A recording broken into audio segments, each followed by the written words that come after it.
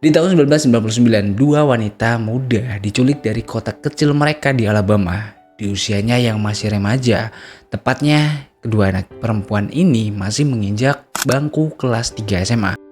Pada saat hilangnya mereka, di hari itu mereka akan menghadiri sebuah acara pesta ulang tahun. Namun, karena tempat yang mereka tuju terletak di sebuah pedesaan yang mana mereka juga nggak tahu arah jalan.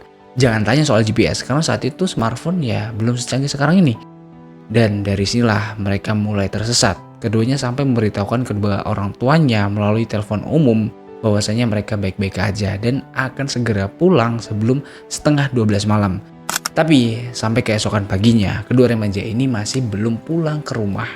Dan ketika itu juga, kedua orang tuanya langsung melakukan pencarian. Namun karena mereka rasa pencariannya nggak membuahkan hasil, mereka kemudian melaporkan hal ini ke kepolisian setempat. Setelah kepolisian mendapat laporan, mereka berpencar untuk melakukan pencarian. Dan benar aja pak, nggak butuh waktu lama, mereka kemudian berhasil menemukan mobil kedua remaja ini. Tapi meskipun mobilnya telah ditemukan, polisi ini nggak bisa menemukan kedua remaja ini. Dan nggak ada jejak mencurigakan seperti perampokan. Ya kalau misalnya dirampokkan, ya pasti ada barang-barang yang hilang gitu ya. Tapi di sini dompet mereka ini masih utuh dan ada di dalam mobil. Terus kalau misalnya dibegel atau gimana, ya mobilnya pasti hilang. Nah ini mobilnya ada dan nggak ada tanda kerusakan sama sekali di mobilnya. Nah di sini ya tentu aja ngebuat kepolisian bingung gitu kan, gimana keberadaan mereka berdua gitu. Terus mereka kemudian nyari sekelilingnya dan nggak membuahkan hasil. Tapi setelah beberapa waktu lamanya, salah seorang penyidik itu melihat bagasi yang kayaknya menarik perhatiannya gitu ya. Kemudian polisi ini membuka bagasi itu. Dan ternyata apa yang ada di dalam bagasi itu membuat mereka semua tercengang. Di dalamnya ada dua remaja yang selama ini mereka cari. Keduanya dalam kondisi sudah gak bernyawa dengan luka tembak di bagian pelipis dan kepala mereka. Lantas pertanyaannya, siapa yang melakukan hal ini kepada mereka dan apa motif dibaliknya? Karena asal kalian tahu, kasus ini baru bisa terungkap siapa pelaku sebenarnya setelah 20 tahun kemudian. Yap, bener banget, kasus ini baru bisa terungkap tahun 2019. Dan siapakah dia? Oke, sebelum lanjut, gue ucapin selamat datang di Bilik Waktu. Waktu adalah teka-teki, kita adalah pemecahnya.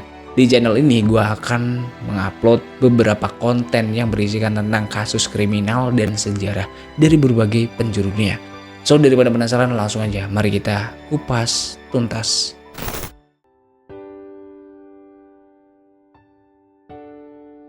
Kisah ini terjadi di kota kecil Alabama yang terjadi pada tahun 1999, tepat di tanggal 31 Juli 1999. JB Beasley, untuk kedepannya kita panggil aja JB gitu ya untuk memudahkan. Jadi JB di hari itu merayakan ulang tahunnya yang ke-17 tahun. Harusnya hari itu hari yang cukup menyenangkan untuk dia. Tapi hal ini nampaknya nggak sesuai dengan apa yang telah diharapkan Pak. JB dikenal sebagai sosok wanita yang cerdas dan cukup ambisius. Dari kecil, JB ini merupakan anak yang berbakat, berkarisma, dan mempunyai semangat yang cukup tinggi. Dia merupakan penari yang cukup digemari banyak orang. JB mulai mengembangkan bakatnya dari saat dia menginjak bangku kelas 8. Saat itu dia sudah menjadi cheerleader All-American. Nah, kecintaannya terhadap tari itu semakin membuatnya fasih dalam memperagakan berbagai tarian. Dan dari sinilah dia juga mendapatkan banyak piala dan penghargaan. JB dikenal sebagai anak yang cukup sibuk. Dia ini seneng banget ngabisin waktunya buat latihan tari. Dan selain itu dia juga mengajarkan tari ke anak-anak yang mempunyai cita-cita yang sama sepertinya. JB kalau dilihat dari sudut pandang keluarganya, dia adalah anak yang cukup aktif dan gak bisa diem lama-lama gitu.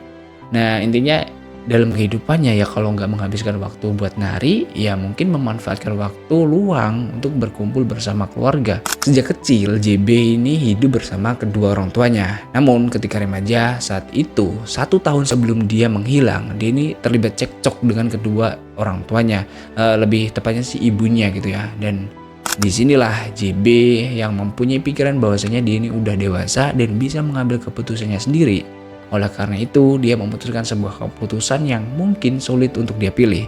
Dia memilih untuk meninggalkan rumah dan saat itu dia memilih pindah dan tinggal bersama guru tarinya yang sekaligus menjadi orang tua angkatnya. JB saat itu mempunyai sahabat dekat yang bernama Tracy Howlett. Nah, kita panggil aja Tracy gitu. Tracy adalah anak yang cukup pintar semasa sekolahnya. Dan bahkan di usianya yang masih menginjak belasan tahun, dia ini udah menjadi guru sekolah mingguan di gerejanya. Sama seperti JB, Tracy ini semasa kecilnya juga sama-sama lahir di keluarga yang harmonis. Namun saat usianya menginjak 4 tahun, dia ini harus kehilangan ayahnya. Seperti kebanyakan anak-anak pada umumnya, di usianya yang masih belia, mungkin masih banyak membutuhkan perhatian seorang ayah. Dan atas kepergian ayahnya itulah dia merasakan luka yang cukup mendalam. Namun dia harus terima kenyataan bahwasanya ibunya menikah lagi dengan seorang pria yang bernama Mike. Tapi beruntungnya Tracy di sini, dia mempunyai ayah tiri yang cukup baik dan bisa menggantikan peran ayah kandungnya. Dari pernikahan ibunya dengan Mike, Tracy mempunyai 2 adik laki-laki. Di saat Tracy ini disibukkan dengan aktivitas sekolahnya atau bersama keluarga, tapi di sela-sela itu dia juga memanfaatkan hal ini untuk bekerja paruh waktu di sebuah laundry. Hubungan persahabatan JB dan Tracy dimulai saat mereka menginjak bangku kelas 1 SMA. Saat bersama, mereka ini seperti gadis kembar yang mempunyai banyak kesamaan. Mereka sama-sama suka berdandan, nongkrong di mall, selera musik mereka juga sama. Dan bahkan mereka berdua itu sering berpergian bareng menggunakan mobil milik JB. Nah, kalau dilihat dari latar belakang mereka ini cukup disibukkan dengan kegiatan-kegiatan mereka. Entah itu kegiatan dengan keluarga, belajar, atau dengan kegiatan ekstrakurikuler mereka. Namun tepat di hari itu mereka coba meluangkan waktu untuk bersenang-senang sekaligus merayakan hari ulang tahun JB yang ke-17 tahun. Dan mungkin ini adalah perayaan atau pesta yang akan mereka hadiri sebelum mereka menempuh pendidikan kuliahnya, Pak. Yang tentu aja pastinya nanti setelah mereka kuliah mereka akan berpisah dan disibukkan dengan kegiatan mereka masing-masing. Tepatnya di tanggal 31 Juli 1999, JB akan mengadakan pesta di rumah salah satu temannya yang bernama Jana. Namun pada saat itu mereka juga nggak bisa pergi di sore hari atau pergi lebih awal gitu, Pak. Di sisi lain Tracy yang masih bekerja dan pulang di jam 9 malam, di situ juga JB masih mengadakan makan malam di jam 8 malam dengan keluarganya di sebuah restoran. Tepat di jam 9.45 malam, JB menjemput Tracy menggunakan mobil Mazda 929 hitam tahun 1993 miliknya yang dia peroleh dari ayahnya. Jarak rumah Tracy dan rumah Jana itu kurang lebih sekitar 10 mil atau sekitar 16 km. Nah, tapi asal kalian tahu, sebenarnya mereka ini nggak tahu arah jalan menuju rumah Jana dan mereka hanya mengandalkan sebuah catatan mengenai arah jalan menuju ke sana.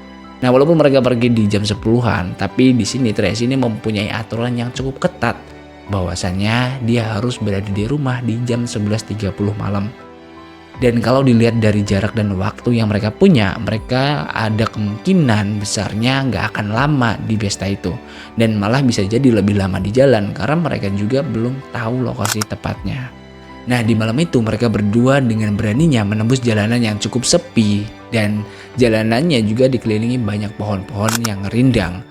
Namun hal ini nggak membuat mereka gentar. Di tengah-tengah perjalanan, mereka nampaknya agak sedikit kebingungan nih, Pak, dan kehilangan arah. Tapi mereka kemudian tetap melanjutkan perjalanan sampai pada akhirnya di jam 10.30 malam mereka berhenti di sebuah pom bensin. Nah, di sini selain mereka mengisi bahan bakar, mereka juga coba menelpon teman-temannya dan coba tanya arah jalan yang benar tuh kemana gitu. Pada zaman itu ya nggak semudah dengan sekarang. Kalau sekarang kan tinggal minta Sherlock terus kita ikutin tuh arahan Google Maps kemana. Ya pasti beda jauh gitu karena saat itu ya belum ada smartphone yang secanggih sekarang ini. Nah, satu-satunya cara yang bisa dia lakuin adalah coba tanya ke orang-orang yang ada di sekitar sana atau menghafalkan petunjuk arah yang udah diarahkan. Tapi karena posisinya itu di malam hari dan kondisi jalanan juga gelap gulita tanpa adanya penerangan jalan gitu kan. Hal inilah yang semakin menyulitkan mereka mencari arah jalan yang benar. Seperti yang gue bilang di awal bahwasanya mereka ini ada kemungkinannya akan menghabiskan banyak waktu di perjalanannya gitu. Bahkan sampai di jam 11.30 malam yang mana waktunya mereka ini harusnya sudah sampai di rumah. Tapi mereka belum sampai di lokasi di mana mereka akan mengadakan pesta, Pak. Jangankan mau arah balik gitu, nah mereka menuju ke tempat pestanya aja belum sampai gitu. Di sini karena Tracy juga khawatir ibunya kayak panik gitu bakal nyari dia kemudian memutuskan untuk berhenti di sebuah toko swalayan. Nah di dekat situ Tracy menelpon ibunya menggunakan telepon umum dan ngasih tahu bahwasanya mereka tersesat dan mereka nggak jadi ke pesta dan ada kemungkinan mereka telat sampai rumah gitu ya, pasti jam setengah 12 lewat gitu pak. Nah di situ ibu Tracy yang udah dikasih tahu bahwasanya Tracy kemungkinan besarnya akan telat sampai di rumah, dia juga sedikit lega gitu. Walaupun sebenarnya dia cukup khawatir gitu dengan keberadaan Tracy dan JB yang emang kebingungan cari arah jalan pulang. Nah di swalayan itu JB coba tanya ke salah seorang ibu-ibu dan di situ terlihat bahwasannya kedua remaja ini masih kelihatan baik-baik aja. Mereka sopan dan ya nggak ada yang kelihatan aneh. Cuma aja raut wajah mereka berdua ini agak sedikit kebingungan karena ya mereka kan tersesat gitu pak. Nah ibu ini ditanya gitu kayak di mana nih bu arah jalan menuju rumah kami. Nah rumah kami itu ada di sini gitu ya. Dan kemudian si ibu-ibu ini juga langsung ngasih tahu, nah arah rumah kalian tuh nanti ke sini, nanti kalian belok ke sini gitu. Nah setelah dikasih tahu arah jalan menuju pulang, JB dan Tracy ini langsung pergi ke arah jalan yang diarahkan oleh ibu-ibu ini tadi. Setelah inilah mereka berdua gak kelihatan lagi gitu. Kemudian di pagi hari, tepatnya sebelum jam 5 pagi ketika ibu Tracy yang bernama Carol itu bangun. Namun pada saat itu dia kaget bahwasanya anaknya itu belum juga ada di rumah. Sontak aja hal ini menimbulkan sebuah kepanikan karena hal ini di luar kebiasaan Tracy pak. Dia kemudian bergegas membangunkan suaminya yaitu Mike, lalu dia mencari di mana keberadaan Tracy. Mereka berdua ini langsung menaiki mobil dan berkeliling di areal komplek mereka dan daerah-daerah sekitar. Mereka berasumsi bahwasanya ada kemungkinan Tracy terlibat sebuah kecelakaan atau mobilnya tergelincir dan masuk ke dalam selokan. Nah sembari berkeliling mereka coba menghubungi kerabat-kerabat Tracy, mereka coba menghubungi orang tua JB, tapi hasilnya masih nihil. Mereka juga punya anggapan ada kemungkinan anaknya itu mengalami sebuah kecelakaan, makanya mereka coba menghubungi Nah mereka juga punya anggapan ada kemungkinan anaknya ini mengalami sebuah kecelakaan. Makanya mereka coba menghubungi rumah sakit setempat. Namun hal ini lagi-lagi nggak membuahkan hasil. Nah kemudian pencarian mereka itu sampai di jam 8 pagi. Karena merasakan ada yang aneh. Maka dari itu mereka melaporkan hal ini ke kepolisian setempat. Di waktu yang sama, tepatnya beberapa mil dari rumah mereka, yaitu di Ozark, kepolisian setempat itu menemukan sebuah mobil Mazda 929 milik JB yang terparkir di jalan Herring Avenue, jalan perumahan yang gak jauh dari terakhir kali kedua remaja ini terlihat. Setelah menemukan mobil ini, kepolisian langsung melakukan identifikasi. Tapi dari hasil olah TKP, kepolisian gak menemukan adanya tanda-tanda masuk ke dalam mobil secara paksa. Gak ada tanda-tanda perkelahian, dan yang anehnya mobil ini gak terkunci, seolah-olah siapapun yang memarkirkan mobil itu di sana mereka pergi gitu aja dan lupa mengunci pintu. Lalu di mana keberadaan JB dan Tracy sebenarnya? Setelah dilakukan penyelidikan lebih dalam lagi, ternyata di dalam mobil mereka itu ada 2 dompet remaja ini yang ditaruhnya gitu aja di kursi pak, dengan kondisi uangnya masih utuh. Dan kalau bicara soal perampokan, hal ini sepertinya gak mungkin gitu ya, karena harta bendanya masih ada. Nah semua masih utuh kecuali kunci mobil dan kedua remaja itu ya nggak tahu di mana keberadaan mereka. Butuh waktu beberapa jam untuk kepolisian melakukan identifikasi, mulai dari mengecek bagian-bagian mobil yang memang nggak ada kerusakan. Tapi ada sedikit hal yang agak menimbulkan sebuah pertanyaan. Kondisi bahan bakar yang ada di dalam mobil itu hanya tersisa sedikit. Padahal sebelumnya kan diketahui bahwasanya kedua remaja ini berhenti di sebuah pom bensin untuk mengisi bahan bakar. Apa mungkin mereka tersesat dan berkeliling begitu jauh sampai menguras begitu banyak bahan bakar? Nah karena kalau dilihat dari mobilnya ada beberapa bercak lumpur yang menunjukkan bahwasanya kayak mobil ini udah melalui beberapa medan yang basah dan berlumpur gitu. Terus kalau dilihat dari keadaannya, mobil ini baru aja diparkirkan di sana. Dan pertanyaannya, kenapa kedua remaja ini pergi meninggalkan mobil mereka begitu aja tanpa memberitahu siapapun? Apa yang sebenarnya terjadi dengan mereka pak? Setelah melakukan pencarian ke beberapa tempat, namun kepolisian nggak menemukan barang bukti atau hal yang menunjukkan tanda-tanda keberadaan kedua remaja itu. Kemudian mereka memanggil pihak berwenang setempat di Dothan, yaitu kota di mana JB dan Tracy tinggal, untuk membantu melakukan penyelidikan. Seiring berjalannya waktu, kepolisian Dothan kemudian mengirimkan seorang penyidik ke tempat kejadian perkara. Nah, rencananya mobil itu akan diderek kembali untuk dilakukan pemeriksaan lebih lanjut. Namun pada saat penyidik itu berdiri di samping mobil sembari menunggu mobil itu diderek, ada sesuatu yang emang menarik perhatiannya. Pandangannya itu langsung menuju ke bagasi mobil gitu kan. Nah Karena penasaran, dia juga langsung mencoba membuka bagasi itu. Yang memang bagasi dalam keadaan gak terkunci, Pak. Setelah berhasil membuka pintu bagasi dan ketika melihat apa yang ada di dalamnya, sontak aja hal ini membuat kepolisian tercengang.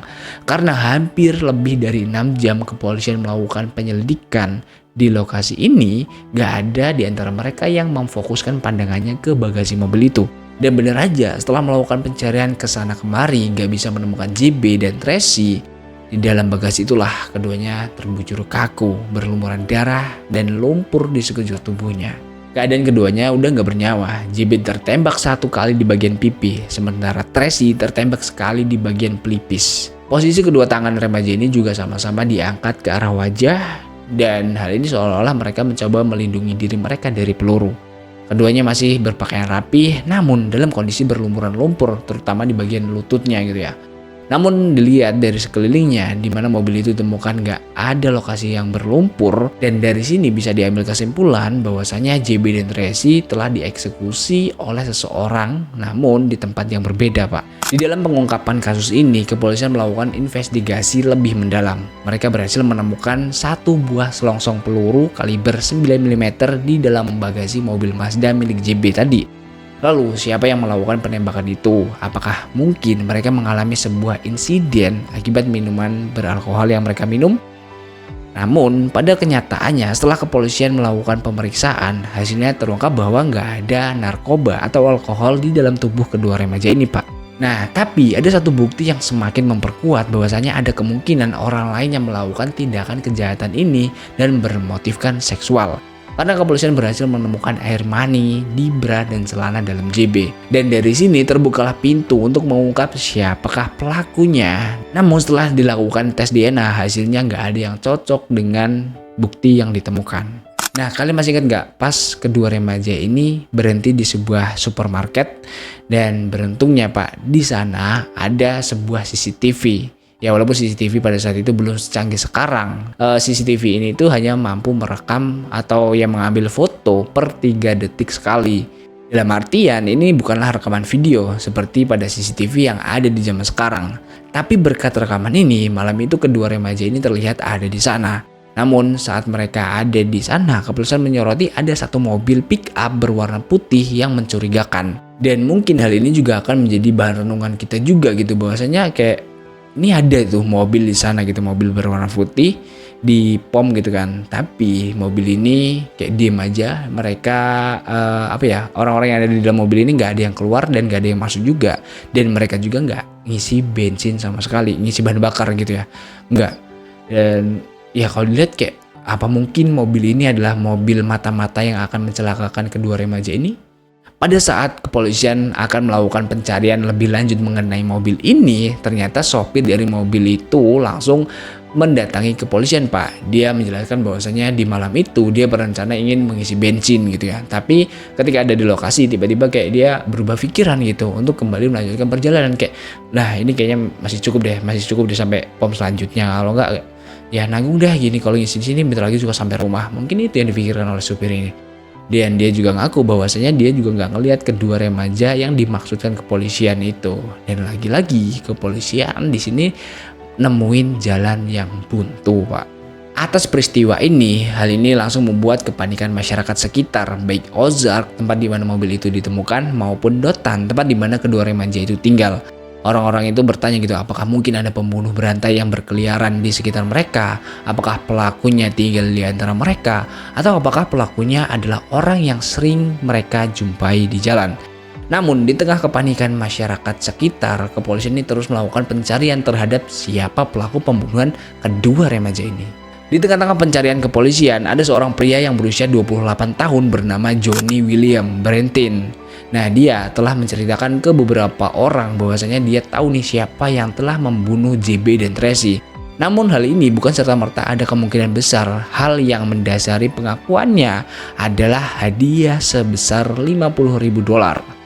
Atau kalau dirupiahkan ya sekitar 470 jutaan pada saat itu. Nah, mengetahui hal ini, William ini langsung bergegas melaporkan informasi yang dia dapat ke kantor polisi. Dia langsung dibawa ke ruangan interogasi, dan di dalam ruangan itu dia duduk bersama para penyidik untuk dimintai keterangan selama 4 jam. Saat itu William ini menceritakan bahwasanya di malam pembunuhan kedua remaja itu dia melihat sebuah truk hitam melaju kencang yang arahnya itu berasal dari jalan di mana kedua jasad remaja ini ditemukan. Namun ini hanyalah pengakuan pertama. Seiring berjalannya waktu, pengakuannya itu berubah dan gak konsisten gitu Pak.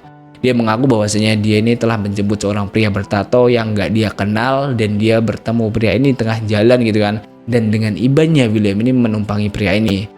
Namun ketika melewati minimarket yang dimana di malam itu ada kedua remaja ini, pria bertato ini tiba-tiba meminta William untuk mengikuti mobilnya. Dan pada akhirnya pembuntutan mereka berhenti di jalan Herring Avenue, yaitu tempat di mana mobil JB ditemukan. Menurut William, pria bertato itu mengeluarkan kedua remaja itu dari mobilnya. Lalu dia mendengar tembakan sebanyak 2 kali. Tapi William pada saat itu masih menunggu di dalam mobil gitu ya, masih nunggu pria bertato ini gitu. Ya dia nungguin pria bertato ini sampai dia balik lagi ke mobilnya dan kemudian William mengantarkannya pergi dari sana. Tapi seperti yang gue bilang tadi, kesaksian si William ini berubah-ubah gitu Pak.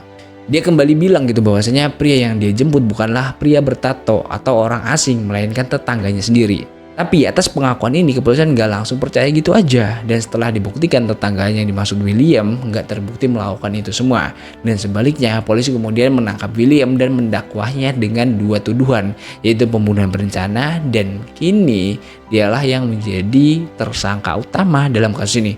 Namun karena kepolisian juga nggak mempunyai bukti yang akurat kalau William juga ada keterlibatannya dalam pembunuhan 2 remaja ini, dan setelah dilakukan penelusuran lebih dalam, ternyata William hanya mengarang ceritanya demi mendapatkan uang tadi itu, imbalan sebesar 50.000 USD gitu Pak. Nah, sering berjalannya waktu, kepolisian melakukan investigasi dan telah menangkap beberapa calon tersangka. Namun lagi-lagi mereka nggak menemukan bukti yang akurat untuk menetapkan orang tersebut sebagai tersangka utamanya. Dan ketakutan masih terus menyelimuti kota di sekitar lokasi kejadian. Bahkan kasus ini sampai berjalan 20 tahun lamanya dan masih belum terungkap siapa pelakunya. Dan mungkin sepertinya mustahil gitu untuk mengetahui pelaku sebenarnya. Namun pada tahun 2019 yang mana teknologi udah semakin canggih, akhirnya kepolisian ini menemukan terobosan baru untuk mengungkap siapa pelakunya. Dari beberapa daftar nama calon tersangka, kepolisian menyoroti satu nama yaitu Collie McCraney. Yang pada saat itu Collie sudah berusia 45 tahun. Di hidupnya, dia ini mempunyai istri yang bernama Janet yang sudah menjalin pernikahan selama 18 tahun. Dari pernikahannya itu, mereka dikaruniai 2 orang anak. Nah, kalau dilihat dari sekilas mata orang awam, mungkin keluarga ini bisa digambarkan sebagai keluarga yang sempurna, yang menjalani kehidupan yang indah dan tenang di Alabama. Collie ini juga merupakan seorang pendeta, Pak. Seorang yang sangat terlibat dalam gereja. Bahkan untuk kedepannya dia ini sedang berupaya untuk mendirikan gerejanya sendiri. Ketika polisian mempunyai kecurigaan terhadap Collie, mereka kemudian memanggilnya untuk datang ke kantor polisian untuk memberikan sampel DNA-nya. Collie yang tanpa ragu-ragu dia sangat setuju dengan permintaan itu dan dia berkata bahwasanya ya gak ada yang dia sembunyikan gitu. Dan mungkin pada saat itu Collie hanya mengira hal itu hanyalah sebuah formalitas belaka karena kasus ini udah lama dan belum terpecahkan. Namun berkat anggapan sepelenya tersebut, kasus yang telah terkubur selama 20 tahun terungkap kebenarannya. Dan dari hasil tes DNA, Collie McCraney cocok dengan sampel yang ditemukan di tubuh JB. Hal ini sontak aja membuat publik kaget gitu Pak, lantaran orang ini terlihat seperti orang yang biasa aja. Dan dia punya istri, dia punya anak, dan yang terpenting adalah dia ini seorang pendeta Pak. Atas bukti ini, kepolisian langsung melakukan tindakan penangkapan pada tanggal 15 Maret 2019. Collie didakwa dengan 4 tuduhan pembunuhan berencana serta pemerkosaan tingkat pertama. Setelah dilakukan interogasi pada saat itu, Collie ini awalnya mengelak dan memberikan beberapa rincian kronologi yang harapannya akan meringankan hukumannya. Namun sekali lagi Pak, kebenaran pasti akan terungkap. Dan kronologi sebenarnya di malam itu, kejadian itu adalah sebagai berikut. Nah, saat JB dan Tracy ada di sebuah minimarket atau toko swalayan malam itu, Collie yang tertarik kepada mereka ini langsung melihat kesempatan ini untuk melancarkan aksinya karena saat itu kondisi jalanan sepi gitu ya. Collie kemudian menundukkan pistolnya kepada kedua remaja ini saat mereka ada di jalan yang sepi itu. Lalu dia masuk ke dalam mobil JB dan memaksa mereka untuk mencari lokasi yang terpencil. Nah, setelah tiba di lokasi tersebut, Collie langsung melakukan kekerasan seksual terhadap JB. Setelah puas, Collie ini kemudian langsung menembak mereka berdua dan memasukkannya ke dalam bagasi mobil itu.